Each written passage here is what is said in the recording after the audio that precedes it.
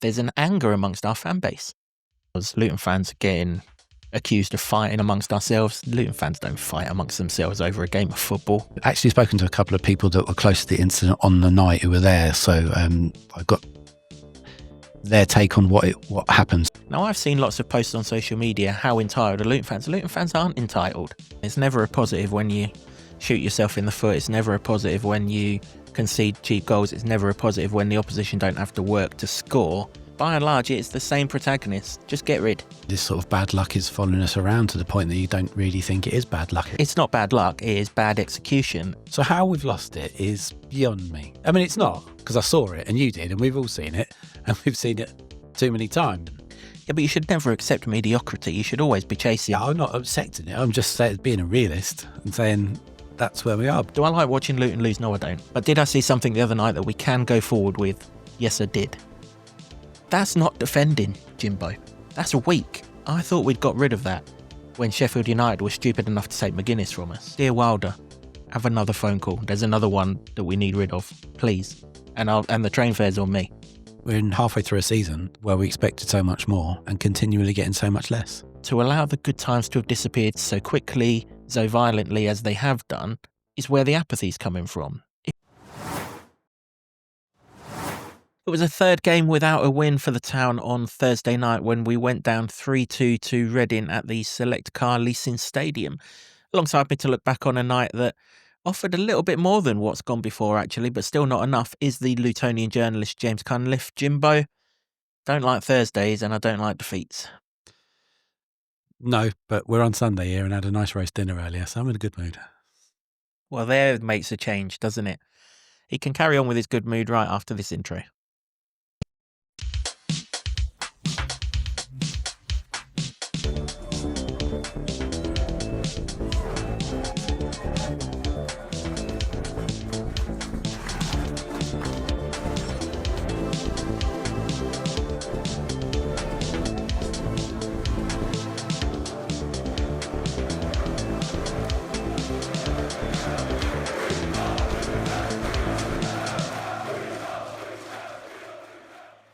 Hello everyone, welcome along to another episode of the Luton Town Supporters Trust podcast, the award-winning, longest-running Luton Town podcast. Once again, this season the show is in association with Solid, providing opportunities, provisions and assistance so our academy can fulfil their potential. As I mentioned prior to the intro, we're looking back on Reading 3, Luton 2. Another night of what could have been, but what wasn't really, wasn't it? Jimbo, I've already given my thoughts. I think we've all sort of seen and reflected on the game. We've had an extra 48 hours to do it this time. But what did you make of it, though? Oh, a better performance, but at the end of it, you conceded 3 goals against a struggling Reading side, and they didn't really create enough, and I think you got it right. Shot ourselves in the foot. And it's not the first time. It's not even the second time. It's probably about the 100th time now, really, and it's I don't know how you fix that. That's the problem, isn't it?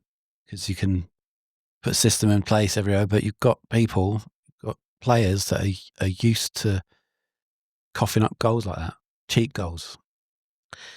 Yeah, I mean, it's never a positive when you shoot yourself in the foot. It's never a positive when you concede cheap goals. It's never a positive when the opposition don't have to work to score.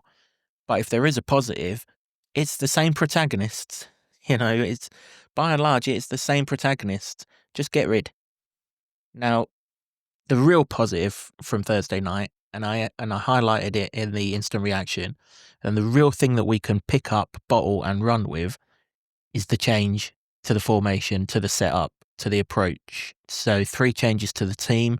We went with Keeley in goal, obviously, back 4, going left to right, Naismith, Mengi, Anderson. Long wait, the 2 in front of them was the important part, Walsh and Fanny. And then out wide, you had Kadir. Bramall was on the left, Kadir on the right.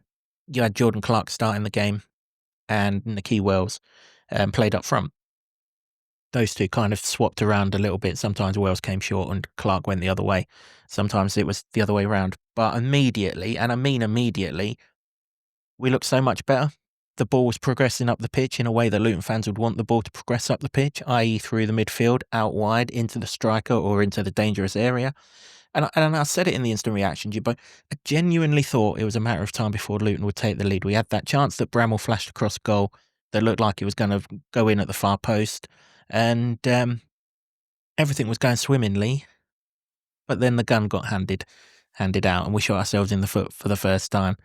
A couple of people have picked up on the fact that we spoke about Luton being the worst team in transition this season before Jack arrived, and well, we just had to remind everyone of it. Yeah, it was Christmas bells on, really, wasn't it? Because it's from an attacking set piece, wasn't it? Yeah, our free kick. Yeah, yeah, attacking set piece, and then a couple of seconds later they're down the other end, and you can argue till you're blue in the face about whether it's a penalty or not, and whether VAR would have solved it and chalked it off. But it was given, and it is frustrating when you see the replay, and Keely's trying to pull out of the dive, but he's committed himself, and all the fella needs to do is flick a leg at him, and any contact goes down, and then it's a penalty. And all that good work and all that positive stuff goes out the window straight away. And when this team struggles so much with scoring goals, you knew it was going to be a long night. You did, yeah. For what it's worth, I do think it is a penalty. He comes rushing out, doesn't he, Keely? And in those conditions, he's not going to stop. It's impossible to stop. I mean, listen, it was that wet. They had a pitch inspection at 4:00, didn't they, to see if the game was able to go ahead, and it didn't stop raining after that. So there was no stopping him. Yes, he's pulled his arms out. He's done his very best to stop, but ultimately he hasn't stopped, and there is contact. And if that's the other way around, I'd be screaming blue murder for a penalty. And so they got the penalty. Disappointing thing from the counter-attack, Jimbo, is sort of miscommunication on the edge of their box from Fanny and Clark. Fanny laid the ball back for Clark to hit, but Clark's on his heels and had his pocket pinched. But we've got back. Mengi's got back with the guy who's the ball's played through to. I mean, they did play through to the guy who eventually went down, didn't they? Well, they were going to, but he ran offside. So he came to the other side. Mengi got back with him. But he played the guy clean through rather than putting the ball behind for a corner or out for a throw-in or something like that. Keely's trying to get his mate out of trouble. He couldn't have picked the ball up anyway because it's a back pass. He's just taken him, he's taken him out, whether he meant to do it, whether he didn't. There's enough contact there for it to be a penalty. We're 1-0 down. But for once, the reaction was good. For the rest of the half, we've largely controlled proceedings. How we've not gone in level, I don't really know, because some of the football we played, and this is the encouraging thing from the night, some of the football that we played was some of the best football that we've played under Jack Wilshere if you take the Stockport game out of the equation, because we were playing it nicely. There was none of these Hollywood passes. There was none of this banging it up to Nicky Wells up against two beefcakes and waiting for him to lose it or anything like that. They were going through Fanny. When Fanny had the ball, he would commit a man. He would drive with the ball. He would play on the half turn. Everything that we spoke about when we mentioned this formation or this tactical change in the preview was working. Cohen Bramall had another shot from the edge of the box, which is well saved by the goalkeeper. Goalkeeper's had a reaction save, I think, from his own man. I couldn't see in amongst the melee, but I think it's from his own man. If another team was going to go and score the second goal for the whole of that first half, it was Luton. But here is the problem, and this is what I said in the instant reaction. We are as toothless as a newborn baby up front. Well, that's the issue. You can have all the control you want. And I agree it's good if you look at it, in isolation, but we can't because of the accumulative amount of times that we've played games of football this season and not created chances. And the strikers haven't been in a position to even miss chances, let alone have them. And when you start with that sort of positivity and virtually immediately are down 1-0, it just felt like it was going to be a very long night. And what transpired about getting us back into it should have been a turning point. I don't think it is now. Well, no, it's not. But when a team's in a slump, or when mood is negative, and obviously we'll come on to the fan base later on in the podcast, but when things are negative, you need to be able to see a positive to cling to, particularly in the coming weeks. We've got 4 games in 9 days. If you can see a positive to cling to, you've got to go with it. Now, yes, there's still things to address around it, but Rome wasn't built in a day. But the last two performances prior to that, there were no positives other than we didn't lose. How does sport work out? You stink the gaff out twice and you get a point in both games. You actually play really well. Not really well, but you play much more positively and you lose. You can't make it up. Yeah, but I mean, this sort of bad luck is following us around to the point that you don't really think it is bad luck at the moment, is it? It's not bad luck. It is bad execution. It's bad execution from footballers who should be able to execute what they're being asked to execute, but they quite clearly either can't, and we're expecting too much from them, or they're not, in which case they should stop being given the chance to, and we need to keep on rotating until we find the people that there are. Now, we've only got 2 more games before we can bring in reinforcements to do that, but we have still got 2 more games. But second half, again, they're offering no threat, are they, Reading? They're offering absolutely no threat, and then out of nowhere, Tedamengi plays a pass, gets nowhere near its target, gets cut out, ball goes over to the other side. 4 Luton players watch the guy who passes that ball into Jack Marriott, and not one of them thinks of closing him down or hassling him or putting a tackle in or something. 4 of them are staring him right in the face and don't move. And once the ball gets to Marriott, you and I have watched the geezer long enough. As soon as you give him the whites of the goalpost, generally he finds the net in between it. And it's a cracking strike. I've heard people saying Keeley should save it, do me a favour. That's in the side netting. He's got no chance. And it's gone past the defender as well. And then out of nowhere, we're 2-0 down in a game that territorially and possession-wise, we've dominated. Yeah, but that's the thing, isn't it? There's no point bigging up the possession and the control if you don't have a sting at the end of it. And we don't. And Reading showed that they do. It just so happened, and I've called it in the preview, didn't I? Who's going to score? Obviously, Jack Marriott's going to score, and he did. And you know, right now he'd walk into this team, and that's the thing, isn't it? I mean, I wouldn't begrudge a little cheeky bid, to be honest, if that's going to be, because the thing is, for me, I know everybody's looking to the window. I've said this before. I don't think that this window is going to be the answer to everything. It can be, you know, you can move the dial a bit and improve things. But if you're looking at the striker situation, obviously that's the hardest position to recruit for because that's what everybody wants, a good striker. But what are your options in this window of getting a striker? No one that's plying their trade at a decent level in the Championship is going to drop down. We're going to pay the money that would force that issue, like a Birmingham or a Wrexham. That's not going to happen. So then you're going to have to take somebody perhaps from League One, and is that going to happen? Are they going to want to sell to a rival? Maybe not. And again, are we going to flash the money to make that happen? No, probably not. So are we looking at buying someone or getting someone in? It will either be loan. I know people out there saying, well, Wilshere get Arsenal loans. We don't know. Possibly.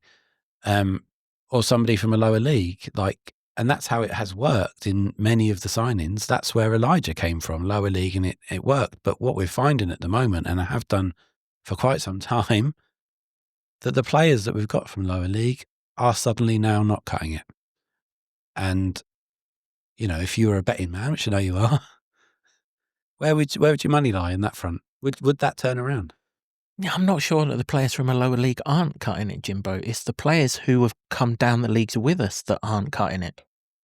The players from the lower leagues, I mean, you talk about, you know, he wasn't on the pitch on Thursday night, but Jake Richards, you can't say he's not cutting it. Millie Alley's no longer getting the chance to cut it. Shader Morris, you'd say, is from a lower league. He's cutting it. But the ones that are letting us down, the strikers, have all come from a higher league. All of them have come from a higher league. The defenders, every single defender who played the other night is either from a Premier League academy or has played in the Premier League, with the exception of Cal Naismith, who's played for Rangers, which is the Scottish equivalent of it. These are players who've played above this level, who are no longer seemingly fit for purpose, and that is problem. The one thing I really hope out of Thursday night is that the result hasn't swayed what we saw on the pitch from Jack. That he doesn't think, well, we drew the last 2 games, so let's go back to the old way of doing it with Saville and Wilshere in the centre of the park because we didn't lose those games. Because there's a lot more to work with from this, and the reason why there's a lot more to work with came about in the first in the goal that we got back. You know, a really good move that finally gets the ball into Morris's feet where he can run with it without having to go 10 yards back and collect it, which was getting right on my nerves the longer that half went on, let me tell you. We know he's beating his man. You know, once he gets the ball in that situation, everyone's eyes look to the centre of to the penalty box, because you know he's going past the man. It's just where the ball's going to end up from there. As luck would have it, it ended up with their captain, I think it was, who flicked it into Clark's path. And Clark, who, you know, in the old formation may not have been in the box because the midfield have to be much deeper to stop all of the counter-attacks and things. There is Clark to put a deft finish to it, and all of a sudden we're back in the game. Yeah, and that's where a striker should be. And we've not seen a striker there for a very long time, really, and that's part of the problem, isn't it? That we haven't got those players that seem to know that would be the play. And I've been calling this for a long time, isn't it? If we've got naturally gifted wide players that are quite content to be so simple enough just to beat their man and get to the byline, then what you want to be is hanging around on the penalty spot or on the edge of the 6-yard area, and they're not. I can't think of any chances really where that's happened apart from the Brown to Yates one in one of the previous games that Brown got wrong. And yeah, why aren't they there? But yeah, I'm glad, it's good that Clark was there, but we've talked about routes to goal and how we can score, and that happens. There's no one there to put it in. It's going to be yeah.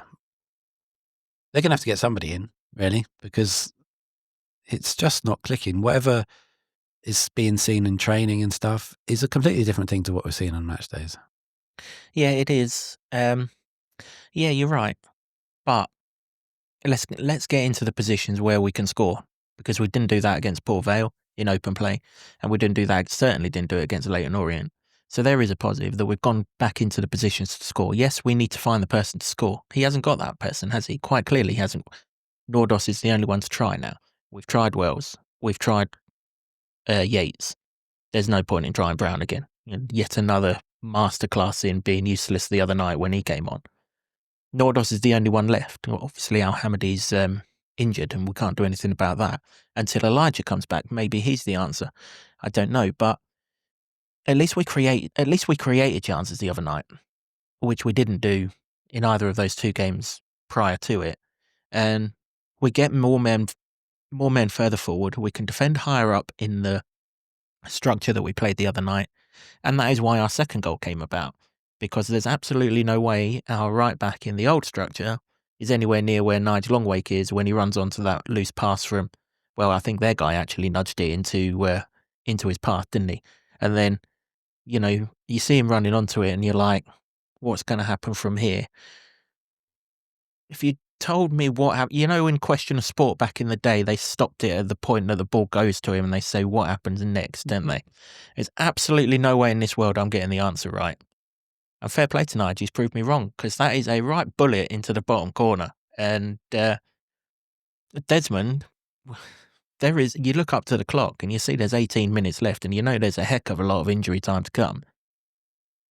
Go and win the game, Luton. But the goal's a peach of a strike. Oh, sublime strike. That gets you out of your seat, that sort of, whoever hits that. But then to look over and go, Nigel Longwake's banged that in, fair play. Wonderful strike. And then, because he played so well to get into that position, and you're looking at the clock as well, I thought that there's only one team going to win that game. So how we've lost it is beyond me. I mean, it's not, because I saw it and you did, and we've all seen it, and we've seen it too many times. But that's what should be happening. You should go on to press them and win that game. Should at least get a draw. Yeah, absolutely we should. And now we've been told there's leaders at this football club, and there's leadership and there's character. Well, I'm sorry, but if there's a leader at this football club, we don't concede that third goal. A leader makes sure everyone is switched on. Right? Everyone is switched on. A leader makes sure we're organised. This is their free kick from their goalkeeper in their own half. So the ball's been stopped.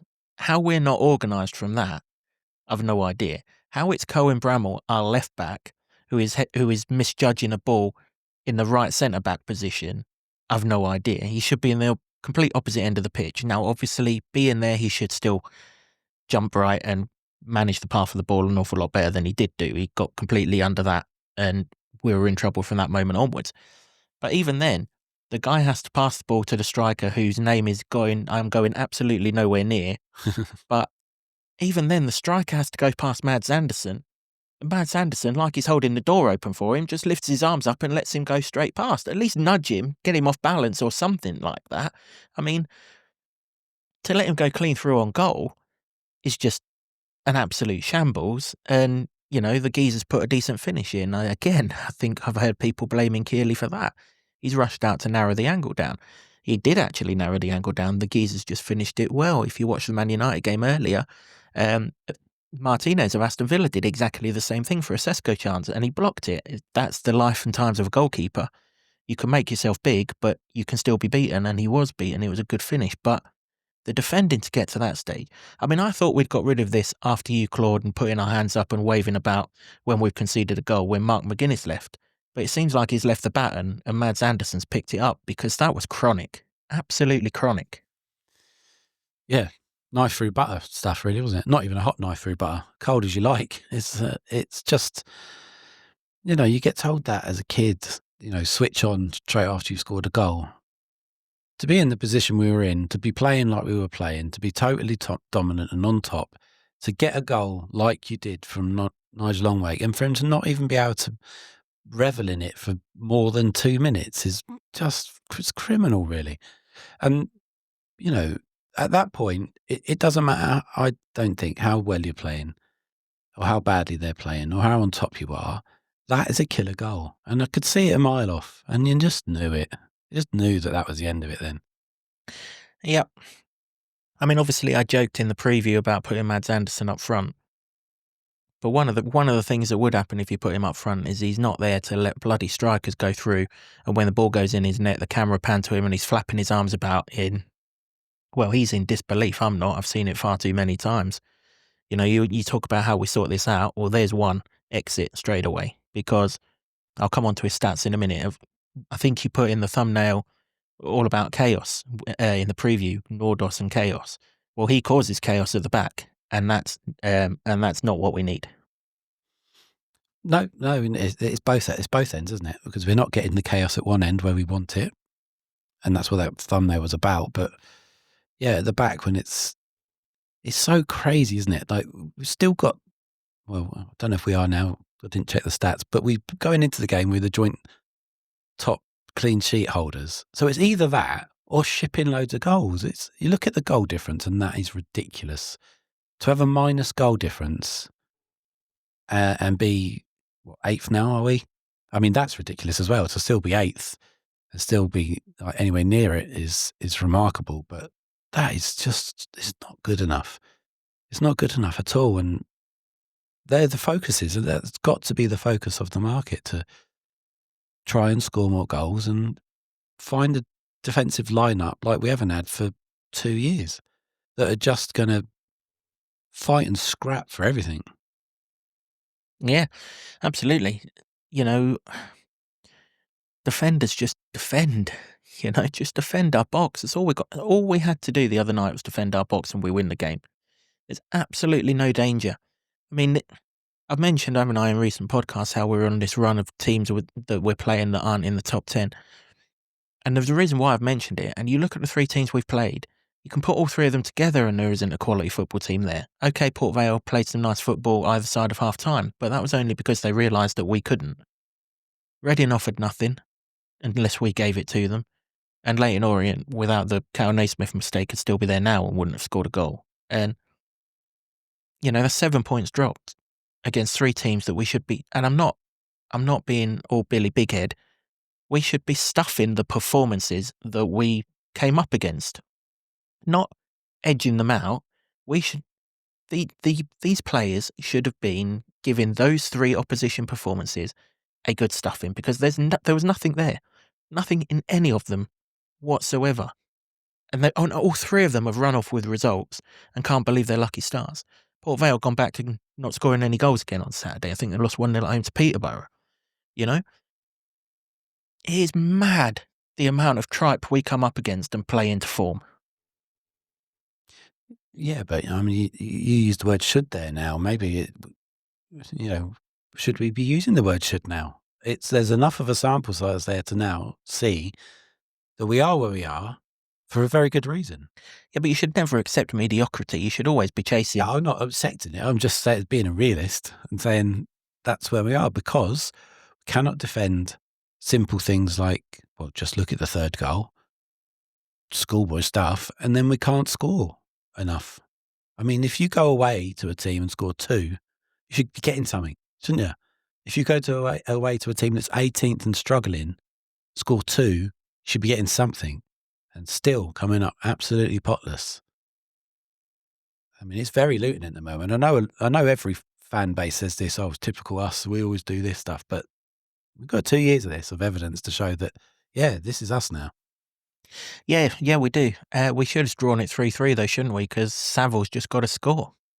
You know, he's come on the pitch for Liam Walsh in the last 5 minutes or so, and to be fair to him, he's made a brilliant run into the box. He's found nicely, really good pass that he could take in his stride, cuts inside, just put it inside the post.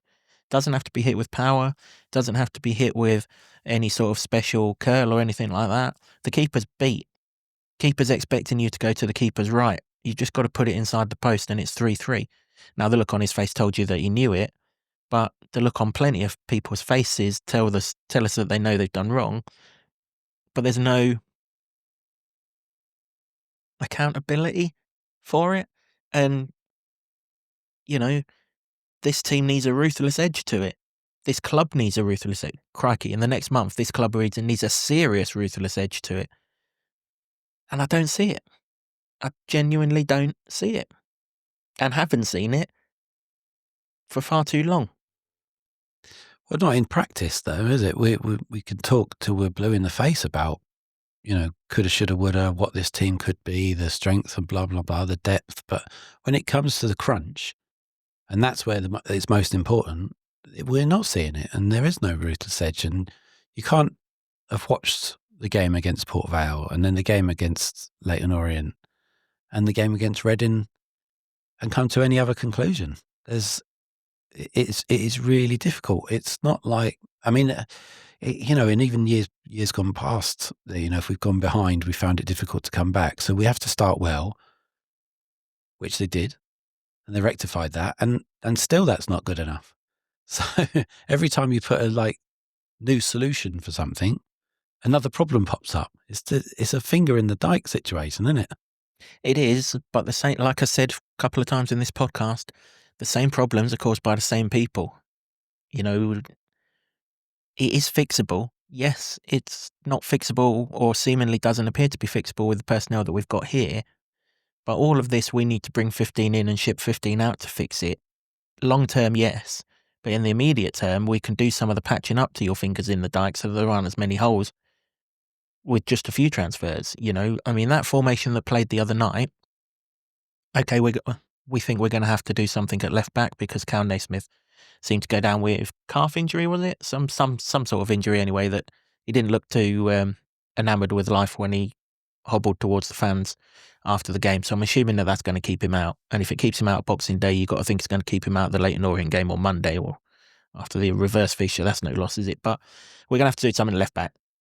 Listen, for the last 2 games in January, that's probably going to be Cohen Bramall. And I've no problem with that.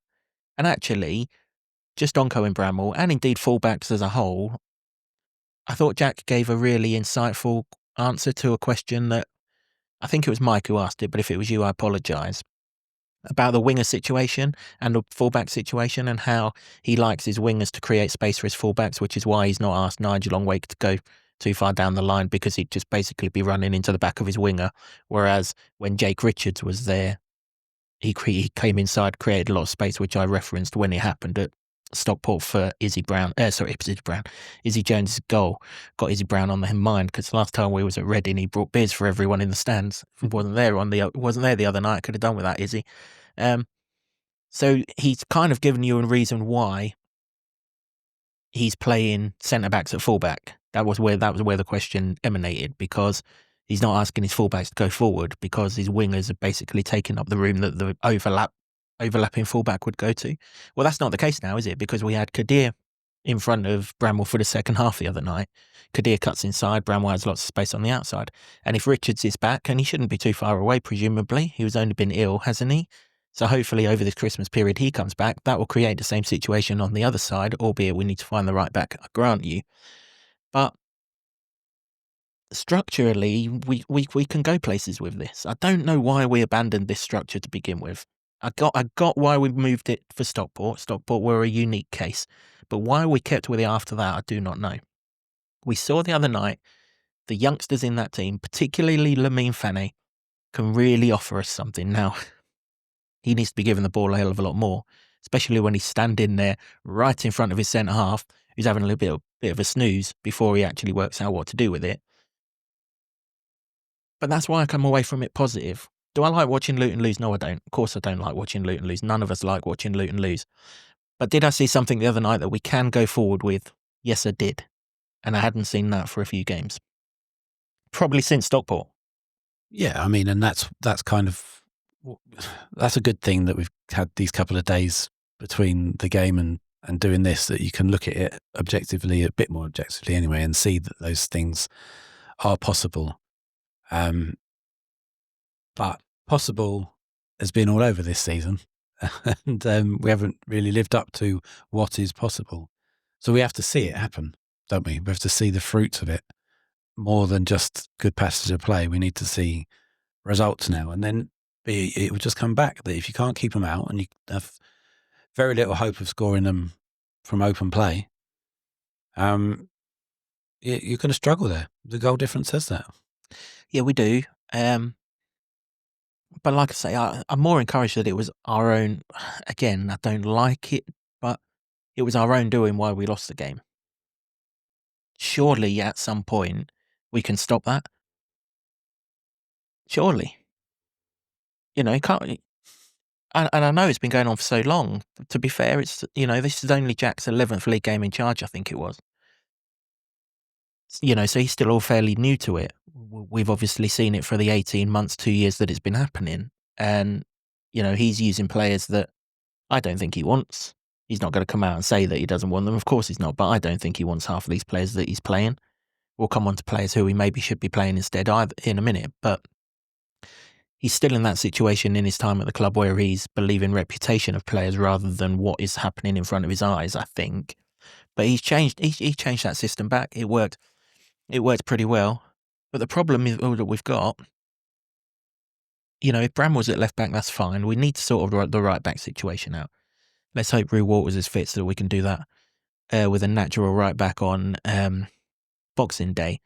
But the centre halves, you know, you're going to hear and see a lot on social media over the next 2 weeks about Chris Makosso. Now, Jesus, if you can't see Christ at Christmas, when are you going to see him? Because I don't care if he don't turn up until 2:59 on a Saturday afternoon. He is better than what we've got on that football pitch. Now, I've mentioned Mads Andersen a few times, right? Last 6 games. And I'm going on the last 6 games because Rotherham didn't attack us one little bit. So to make a point about defence in the Rotherham games, null and void. So Luton's last 6 games, Mads Andersen started 4 of them and he hasn't started 2 of them. The 4 that he started, Barnsley scored 5 against us. Fleetwood scored 2 against us. Port Vale scored 2 against us. Reading scored 3 against us. That's 12 goals in 4 games, Mads Andersen's last 4 starts. The 2 games that Mads Andersen didn't start in that run, Huddersfield scored a worldie free kick and never looked at our goal in it at any other point in the evening.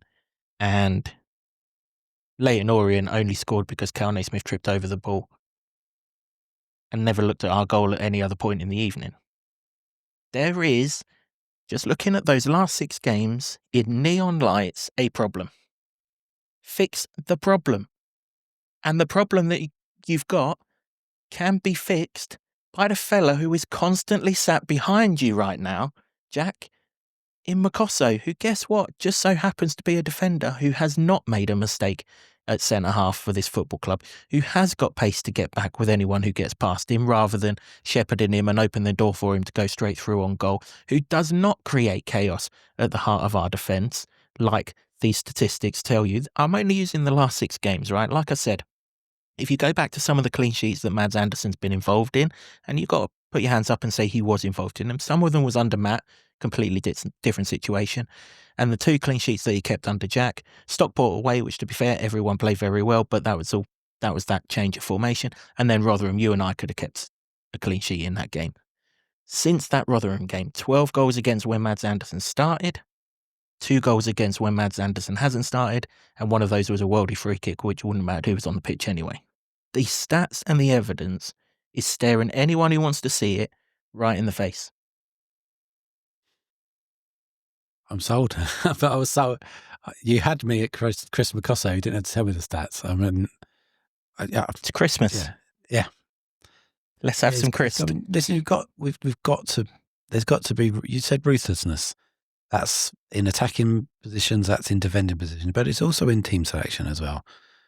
And that's what we need to see. I'm not sure I'm there yet with thinking that that Jack is totally ruthless in that. And he's young, so he could learn that. He's got Chris Powell there that can help him and stuff, but I think it's a bit, isn't coming, and the only person he's really cut is Kristen Ali. And Ali's had a little bit of a go again, so yeah, get him in.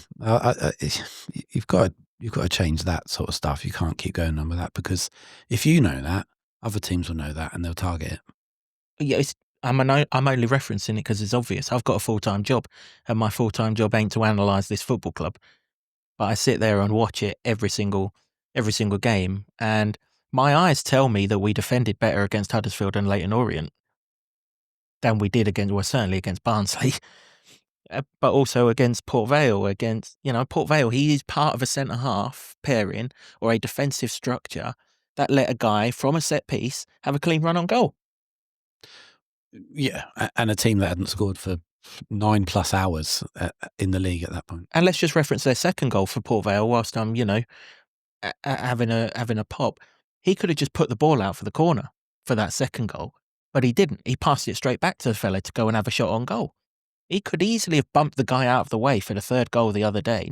I'm not saying foul him, but jockey him or hassle him a little bit, or at least make it more difficult. If he held that guy up for 5 split seconds, Keely's out to him. But he didn't. You can see him on the video. He holds his hands up and says, "After you, James."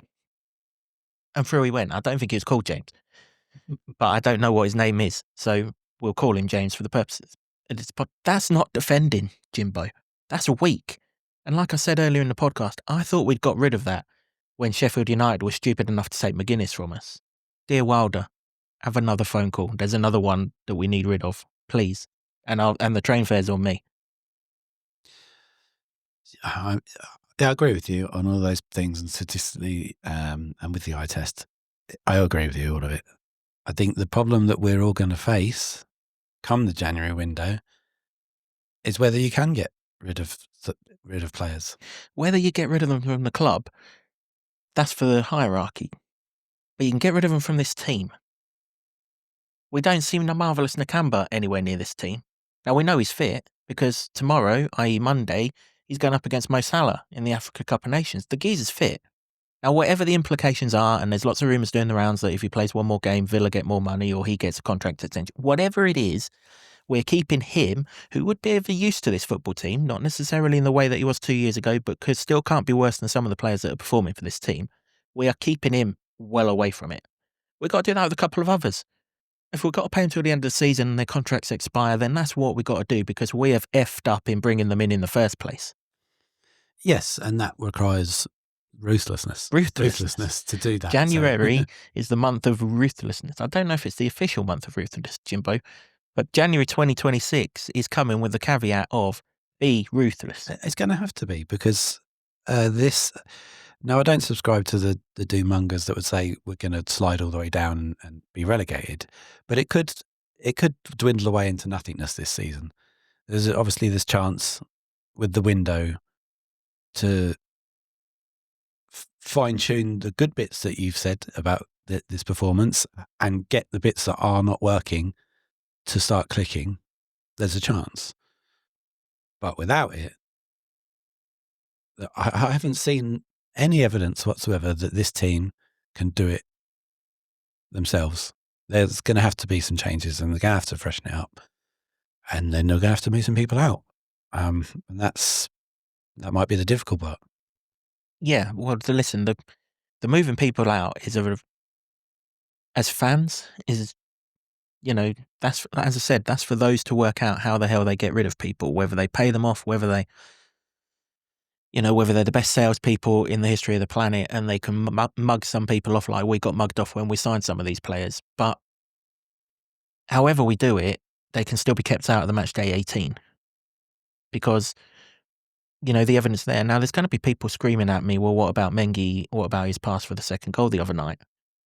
You put Mengi alongside someone else in that defence, i.e. Nigel Longwake, which was the guy who was alongside them in the 2 games that I referenced, Huddersfield and Leyton Orient. He looked absolutely fine. In fact, I think he was the best defender on the pitch in both games. So it's not a Mengi situation. But what chance has Mengi got when he's got to do his job, which is hard enough as it is? Seemingly he's got to do the job for his mate next to him. And he's always got a different person either in front of him or to his right anyway. I feel a little bit sorry for Mengi. That's not to say that he's performing anywhere near the levels I would expect of him either. But I think there is a caveat that Mengi's played in the games where we've defended well and we've been okay. But clearly, whenever he's alongside Anderson, computer says no in terms of that partnership, Jimbo. You make a good case, mate. Come on, Jack. Get me back down to the training ground. Let's get this sorted out and go from there. And then up the other end, we just got to try Nordos, haven't we? Does Jack like him? Clearly not. Does Jack, is he forefront in Jack's mind? Obviously not. He wasn't even in the squad the other night. Yeah. But well, this is what I mean by ruthlessness, isn't it? Because whatever the others are doing in training and whatever reputation they have, it isn't working on match day, and that's where the most important thing is. So you've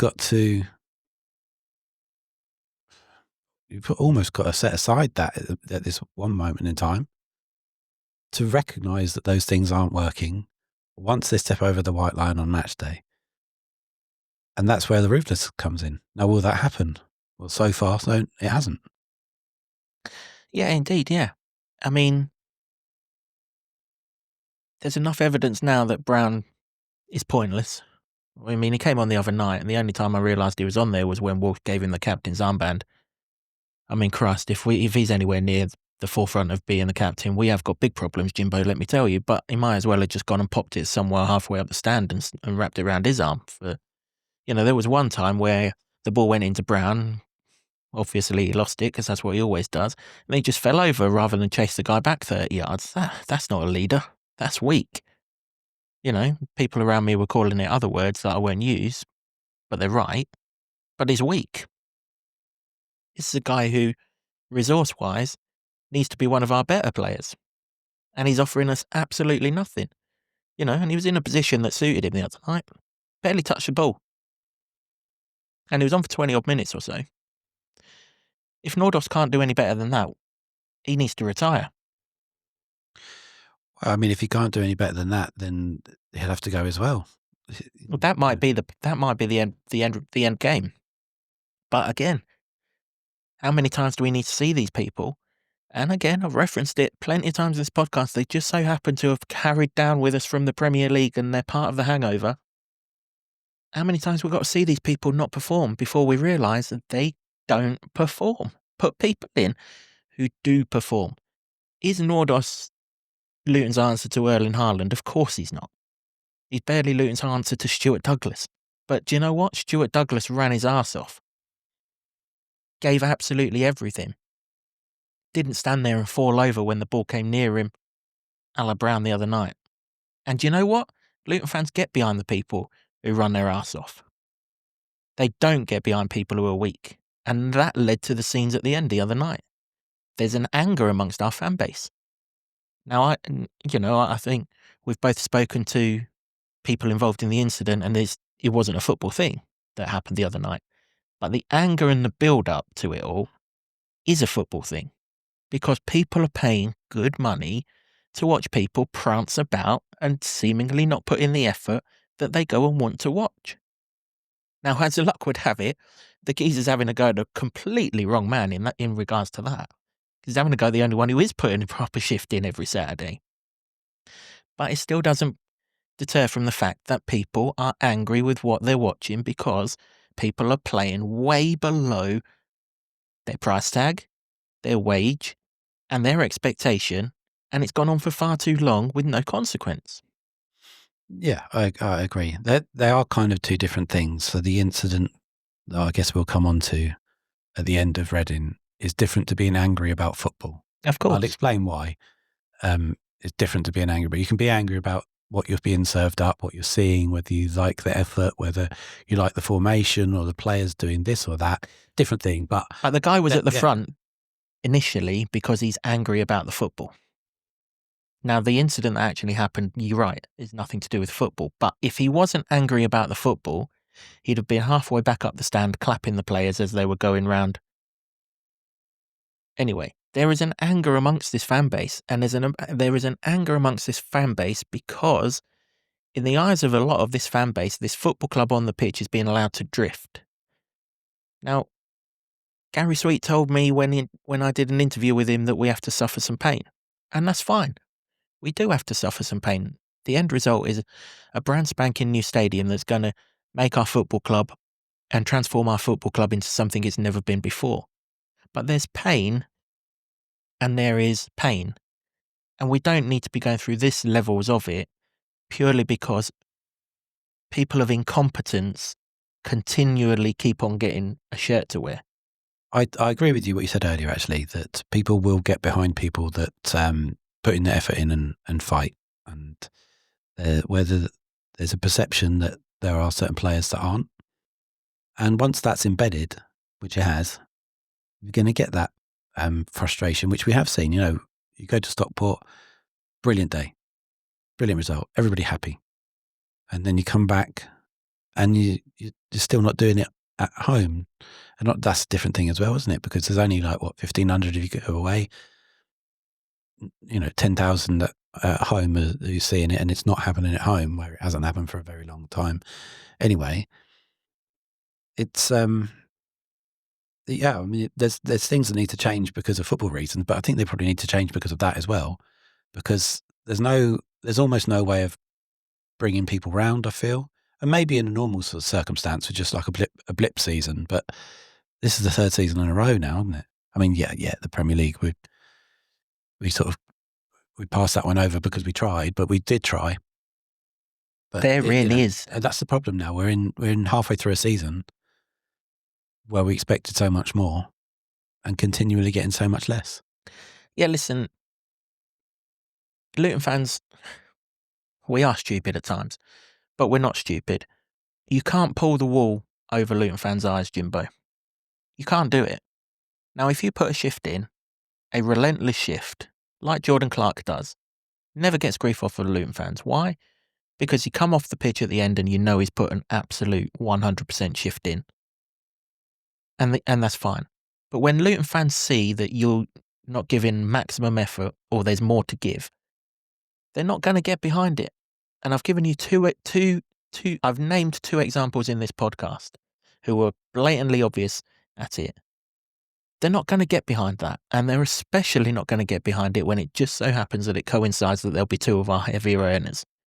The ones that are using up our resources, that are making us watch this tosh when we could be putting those resources elsewhere to people who would use us.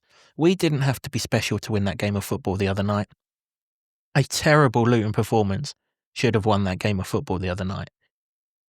But people are angry because the same people are making the same mistakes who've been making these mistakes for 18 months on the pitch, and the people who are watching it off of the pitch are making the same mistakes of allowing those people to still be here in contention for selection to make those mistakes. At some point, someone's got to say, look, no, No, they're fans up in the stands, right? I would want the board to be involved in football decisions, right? But at some point, someone's got to say, listen, why is Chris Makosso not in this team when Mads Andersen is conceding 12 goals in 4 games when he is in it? You know, why on earth are we wasting our time with Jacob Brown? Because that's what we're doing. We're wasting our time. I think he's made 7 appearances now. He has offered nothing apart from that cross that you referenced earlier that went behind Jerry Yates. And people have had enough of watching it. You stick these youngsters in, and by youngsters, I mean youngsters, you stick them in, people will get behind. Do you know how I know that, Jimbo? Because you've sat in 3 press boxes at home in the trophy games, and have you heard any anger in those games? No, you haven't, because you're watching a team of young footballers who are athletic, energetic, and positive, and people are enjoying what they're watching. Were they the best performances in the world? No, they weren't, but they were perfectly good enough for Luton fans to enjoy it. You look at these last 3 league performances with the senior players in it, not one of them's been good enough. Much better the other night, but still not good enough in both boxes. Yeah, I mean, I think there's a case to say we need to get back to the criteria of we need to be appointing and playing young, hungry players. And if they're not showing the hunger, then move them out. Get the players that are going to show hunger. Because we are still in 8th position. Yeah, we are, by playing terribly. But we're in danger of throwing what is still potentially a good season. Let me rephrase that. We are in danger of throwing away what still has the potential to be a good season away. Now, we're 3 games into that 7-game run that I mentioned 3 games ago, and we've picked up 2 points against 3 terrible football teams. Look, we're no better. I'm not sitting here saying that we're Barcelona. But the 3 teams that we've played against looked terrible on the day, save for 15 minutes either side of half-time for Port Vale, and you give them credit for that. They've looked terrible. And we were better on Thursday night, but we haven't looked like beating any of the 3 of them. No, and that adds to the anger, doesn't they, when you see that, because now you're seeing the playoffs. Now you're seeing the playoffs slip away. You know, now that last glimmer of hope that you're clinging to, that we're only 1 result from the playoffs. Now we're 2 results from the playoffs. Don't beat Wickham, you're going to be 3 results from the playoffs, and all of a sudden then comes the realisation that we're stuck in League One, if indeed we're stuck in League One. Well, I mean, I think that's a realisation that some people are coming to, and I think that angers them 2 years after the Premier League. Now, I've seen lots of posts on social media how entitled are Luton fans. Luton fans aren't entitled. Luton fans aren't entitled, but what they are is they're entitled to watch a team a darn sight better than the one that they're watching 19 months away from being in the Premier League. Yes, we went on a great journey. We went on a fantastic journey. It's never going to be all sweetness and light and roses and everything like that. That's part and parcel of being a sports fan, whether you're a football fan, cricket fan. Cricket's exactly the same way right now as well. Rugby fan, whatever your sport is, sport is cyclical. But when you're offered so many, when the good run should set up a period where you can sustain good times, to allow the good times to have disappeared so quickly, so violently as they have done, is where the apathy's coming from. If Luton had stayed up last season and this season we were 18th in the Championship, but Power Court's on the horizon, there isn't a problem. But that relegation last season was the most avoidable relegation you've ever seen in your life. This season, being where we are, is so avoidable. It is a terrible, terrible, terrible division, Jimbo. And we're stinking the gaff out as much as many of the others. And it's not good enough. And, it leads to those scenes at the end, which, like you say, the actual incident that's doing the rounds on social media wasn't about football. It was about individuals. But, football isn't good. But the football is not the reason for that incident at the end. And it's right that we should point this out, because Luton fans are getting accused of fighting amongst ourselves. Luton fans don't fight amongst themselves over a game of football. Jesus Christ, we've been in the conference. we've been seconds from going bust. You know, this football club's helped an awful lot of people out of an awful lot of problems. We don't fight amongst ourselves because the opposition score more goals than us. Might have a go at the players, like the fella in question was doing to Cohen Bramwell. Again, why you'd go to him, I don't know, but not amongst ourselves. Yeah, I spoken to a couple of people that were close to the incident on the night who were there. So I got their take on what happens. A young lad went down to the front to try and get Cohen Bramwell's shirt, which is fine, fair enough. And then the older gentleman that you saw in the clips has come from a few rows away down to the front to sort of remonstrate with Cohen Bramwell and Ted Mengi as well.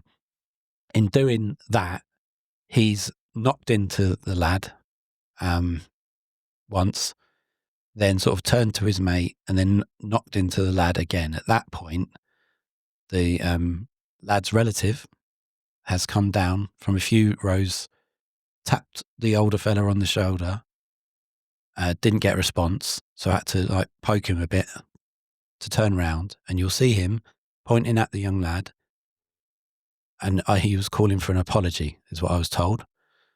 Again, this is just what I've been told, that the older gentleman has sworn at him, not apologised. You've seen the push on the other fella, and then that fella has hit the older bloke. I've been on Luton terraces 37, 38 years, and I've never seen Luton fans fight amongst themselves and over football, and nor will I ever. And if we do, then people around it gets it sorted out. Luton fans are very good at policing ourselves, and clearly it wasn't. But I was 15, 20 seats away from the incident. I saw it happening, but with all the hullabaloo and the noise and everything else, you can't hear it. You can't hear it all. Let's finish this on a bit of a positive. There is stuff we can go forward with from Thursday night. And to be fair to Jack, well done for splitting the Saville-Walsh partnership up. I'm not overly sure it made a great deal of sense to go and wax lyrical about the two of them in the press conference and then split them up the next night. But felt well done he did. And now Lamine Fanny has shown why that position is his now. I've never cared who's been alongside him. Whether it's Walsh, whether it's Saville, whether they do 45 minutes each, whether one does one game, one does the next game, how it's worked, I don't care. But this guy, in the modern game, that position needs to take the ball off of the defender. Marvellous Nakamba's done it all of this time at Luton. And that's what Fanny was doing the other night. Now, the difference between Fanny and Marv is Fanny's got the athletic capacity to then carry the ball up the pitch, to commit men, to create space for people. Now, in an ideal world, he'll create space for a striker. As it turns out, we had a striker on the pitch who wanted to come short, hence why Jordan Clark had to keep on going beyond him. But in just one move, instantly, we've made such a big difference. And I've spoken for the last half an hour about people that we can't build this team around anymore. Let's talk about people who we can build it around. We can build it around Cohen Bramwell at left back. Bloody good left back. Even better than I thought he was. Really, really good left back. I think we can build it around Ted Mengi at centre back if you get the right partner alongside him. Because the Huddersfield and the Leyton Orient games, although we didn't win the Leyton Orient game, the defensive output shows that you can build a team around him. Who that partner is, that's to be seen. We've made the case for Makosso. If it's Nigel Longwake alongside him, that's absolutely fine. Lamine Fanny, we can definitely build this team around. We can build this team around Gideon Kadir, another one who I wouldn't say he excelled on the night, but he was busy and he did lots of good things. Jordan Clark, okay, we can still build the team around him, but we've got to look to the future at some point. Shaden Morris, show me that he can't play 90 minutes before telling me he can't play 90 minutes. There's another one. There's 5 players there that you can build this, and Keeley, of course. That's 6 players there. You've only got to find 5. And actually, 1 or 2 of those, when they're fit, Izzy Jones will slot in a right back, no bother. Jake Richards will go in on the other side, absolutely no problem. So when everyone's fit, you're probably only looking for 2 or 3, and you could probably add Liam Walsh into the ones that you could build the team around when he's alongside Fanny.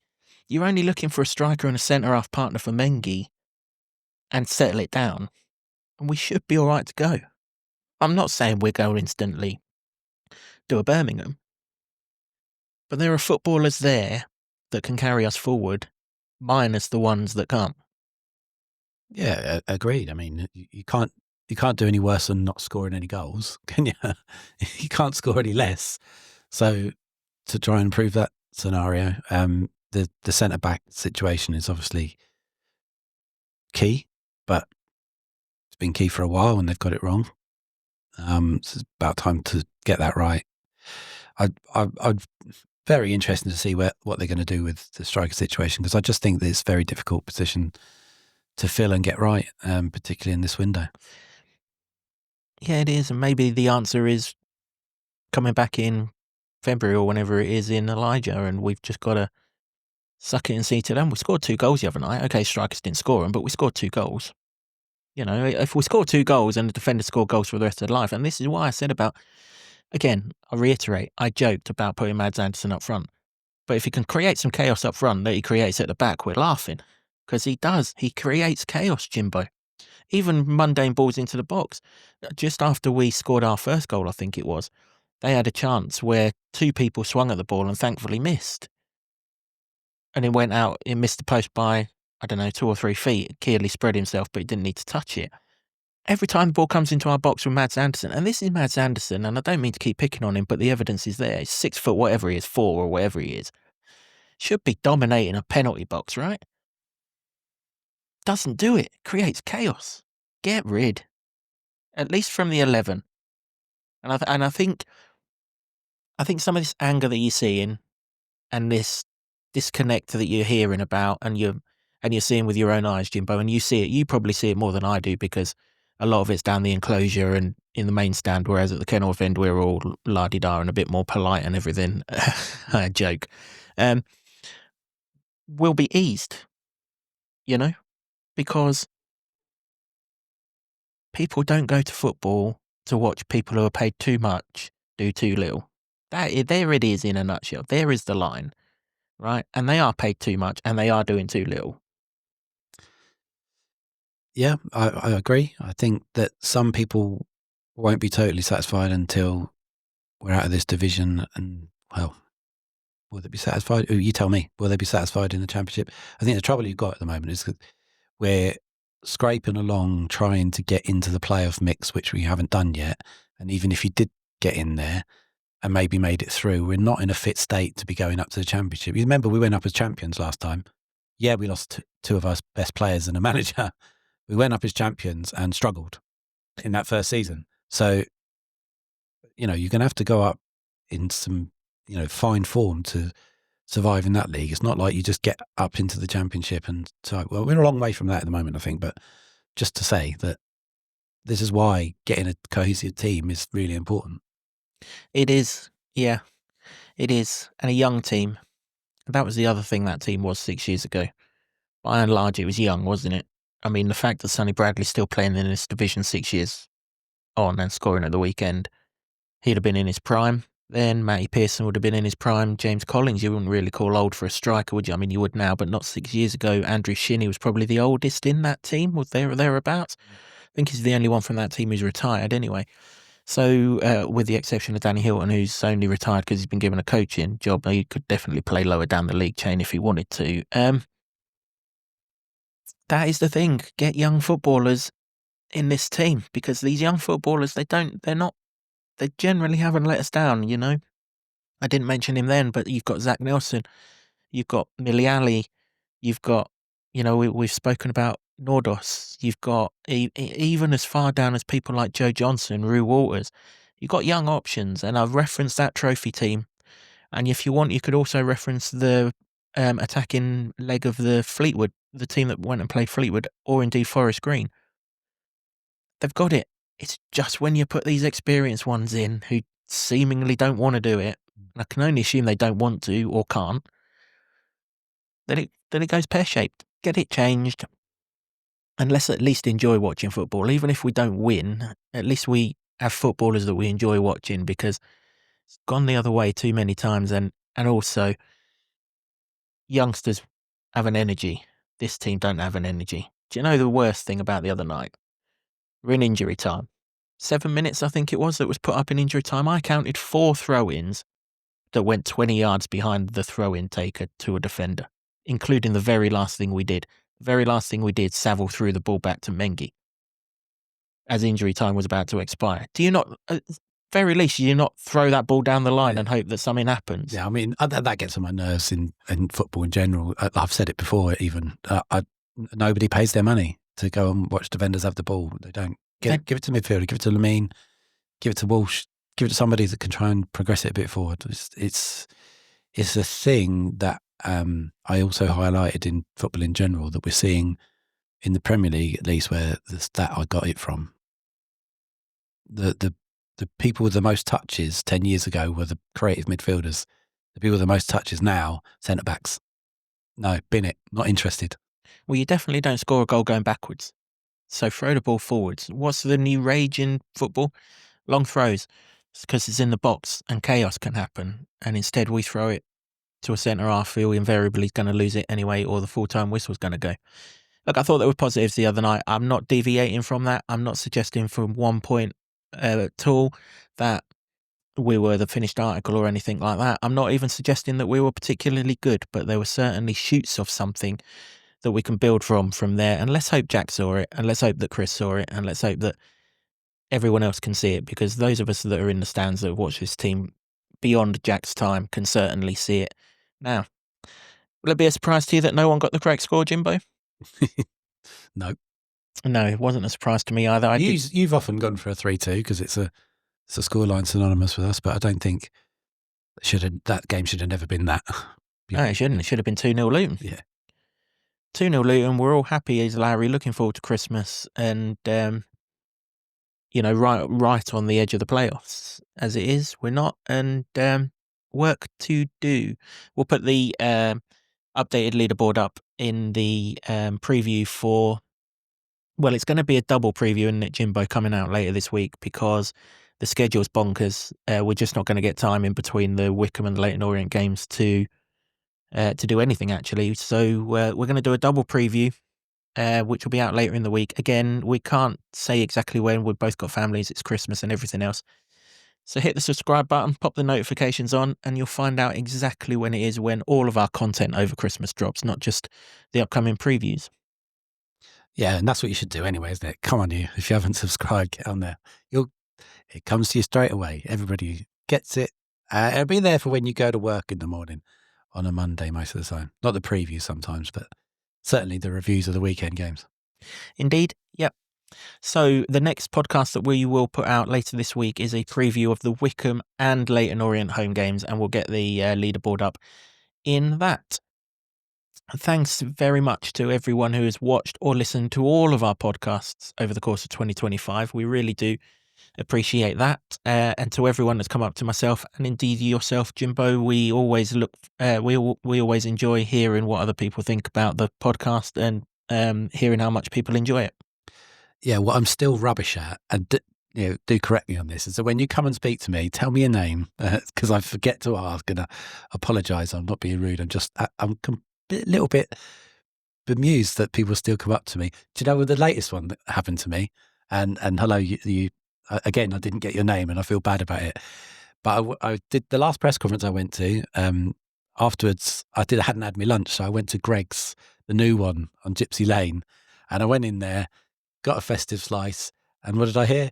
Jimbo, and it was a fella from behind the counter who was serving me, and I paid, and he said he watches us all the time, and we are his third most watched podcast. Now, what I should have also done is, I watched number 1 and 2, but I was just like, oh, somebody's called me name. So apologies, but let me know. Let me know in the comments, maybe. Yeah, well, you should have sort of whittled that down a bit. Works behind the counter at Greg's and watches the podcast. Can't be too many. Well, I hope there is, but it can't be too many, can there? But yeah, you're right. I don't get people's names either, and I should really do that. But the reason why I don't get them is I'd only forget them anyway, and that makes it even worse then, doesn't it? If you don't know someone's name, you can't forget it. Don't know. I think you should tell him your name anyway. But thanks for coming up to us anyway. And as this is potentially the last podcast that you'll watch prior to Christmas, Jimbo and myself wish you all a very Merry Christmas to all of those of you that celebrate it. We will hopefully have the preview out to you before Christmas, but of course, we understand if you don't watch that prior to Christmas. We wish everyone No, we don't. You're obligated to watch it. We wish everyone a very Merry Christmas, though, don't we, Jimbo? Absolutely. Yeah, I hope you get everything you want. Absolutely, and let's hope we get some points straight after Christmas from those 2 home games. Thanks also to the folks at Marsh House, the proud new home of the Luton Town Supporters Trust podcast, and to Sean Grant and the Wolfgang for our intro music. Till next time, which will be that preview of the Wycombe and Leyton Orient games. From Jimbo and myself, have a good Christmas, everyone, and come on, you Atters.